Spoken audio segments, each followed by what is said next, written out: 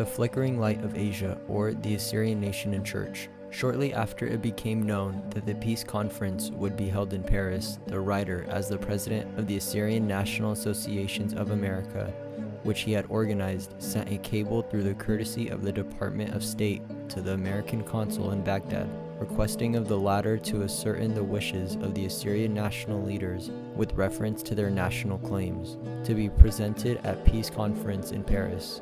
Of the three sectarian groups into which the Assyrian people are divided, the Nestorian element, because of the great and courageous role it played in the war, had the first right to speak.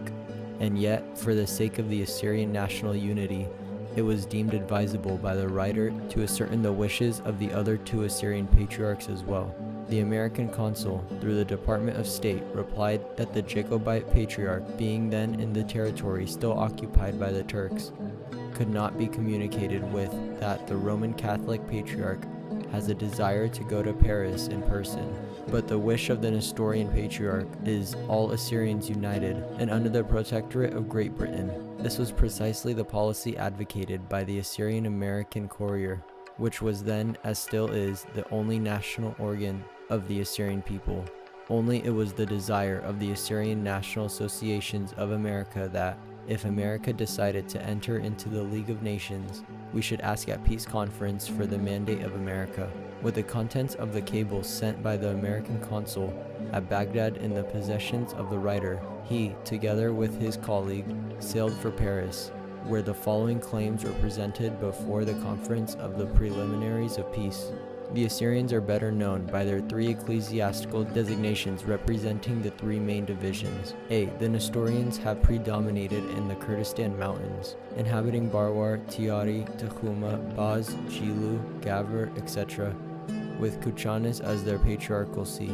B. The Chaldeans predominate in the province of Mosul, abounding also in the various locations in Lower Mesopotamia, down to the Persian Gulf, with Mosul as their patriarchal see. C. The Jacobites prevail in the province of Diyarbakir, abounding also in Syria proper, and in other localities in the former Empire of Turkey, with the city of Mardin as their patriarchal see.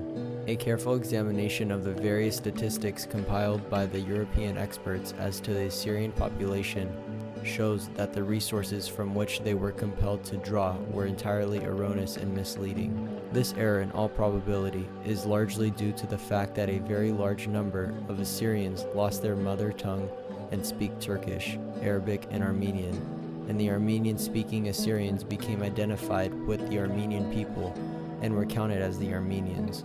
Thus, during the so-called Armenian massacre and exile, fully 175,000 Assyrians perished and were listed under the Armenian atrocities. Exclusive of the three main Assyrian divisions mentioned above, there are also D. The Assyrian Maronite element. The Maronite Assyrians became identified with their Syrian co-religiousness and are erroneously named to the present day as Syrians. E. The Persian Assyrians. Before the war broke out, the city and the district of Urmia alone claimed 82,000 Assyrians, who occupied 112 villages.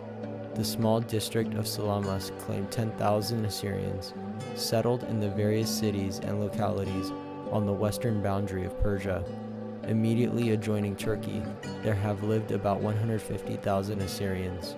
F. The Assyrians in Russia, driven by Mohammedan oppression. Large number of the Assyrians had left both Persia and Turkey to settle in the various parts of South Russia. Some 30,000 to 40,000 of these sojourn now in the district of Yerevan, Caucasia. A similar number is at the present time in the city of Tiflis and its environs in Caucasia. Other Assyrians formed temporary settlements in the various towns situated on the Black Sea. During the first Russian withdrawal from Azerbaijan, about 40,000 Persian Assyrian refugees managed to escape to Russia and have remained there since. All told, there are not less than 100,000 Assyrians in Russia, and 95% of these are ready to return to an autonomous state, freed from former oppression and protected by some mandatory power. The most conservative figures will place the Assyrian population at not less than 60,000, not including India and Egypt Assyrians. And while the three main Assyrian bodies are separated from each other by certain areas occupied by the non-Assyrian elements, they, nevertheless, are living in a proximity sufficiently close to form a separate state protected by some mandatory power.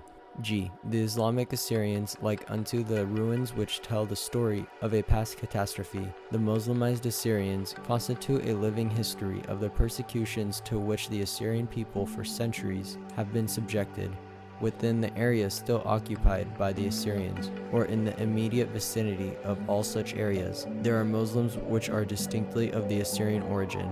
Perhaps one or two examples should suffice, not only to reveal this fact, but also to show the justification of both the Assyrian claims and the Assyrian aspirations. In a portion of the Kurdistan Mountains, immediately west of the Persian boundary, there has lived a Kurdish tribe of considerable size, known by the name of Shakak, who themselves admit their Assyrian nationality, and to the present day they address the Nestorian patriarch in the most reverent manner, calling him by an endearing designation of uncle.